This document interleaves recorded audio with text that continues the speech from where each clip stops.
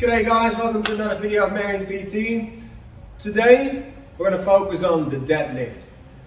Mason is going to show me how to do the deadlift properly.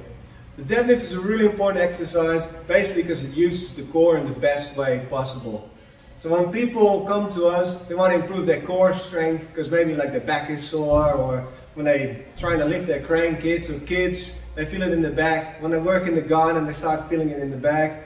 And then when people start thinking about core, they start thinking about doing Pilates or yoga or whatever type of exercise you might think of. But really what you want to do is you want to lift properly. So that's why the deadlift is so important. Because the deadlift teaches you how to lift properly. And when you can lift properly, you can use that in your daily life. So Mason is going to show me how to take that from step 1 to step 3, from a beginner's deadlift to a proper deadlift.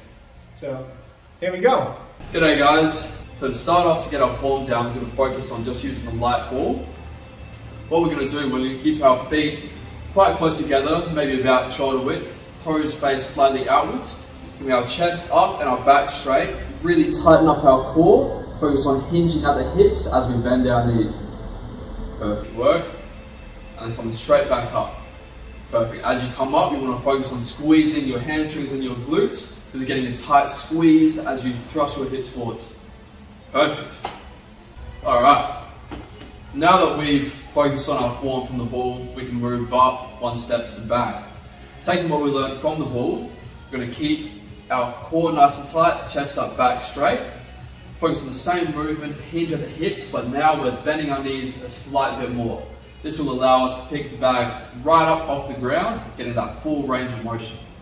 Again, really focus on that nice tight core, driving the hips forward, squeezing the hamstrings and the glutes. Perfect work. Ready and up. Alright, so the final step and the most advanced is moving from the bag all the way up to the bar. Again, we're going to take everything that we learn and apply it right now. We have chest nice and high, back straight, tight core. Perfect, nice tight squeeze with the hips and the glutes. Can be nice and controlled all the way down and all the way up. Awesome work. Just one more. Sweet as. Alright, now that we've almost perfected our deadlift form, we're going to go over a few tips and tricks. So the first little mistake that I see some people make is try to pull the deadlift bar from too far out in front of them. I can demonstrate now. Perfect. What this is going to do is create way too much unnecessary stress on the back, especially the lower back.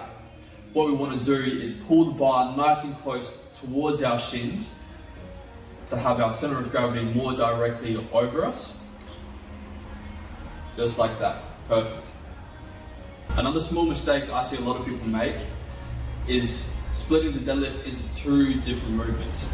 So you've got a hinge at the hips and an extension at the knees. Both of these two movements should be performed simultaneously.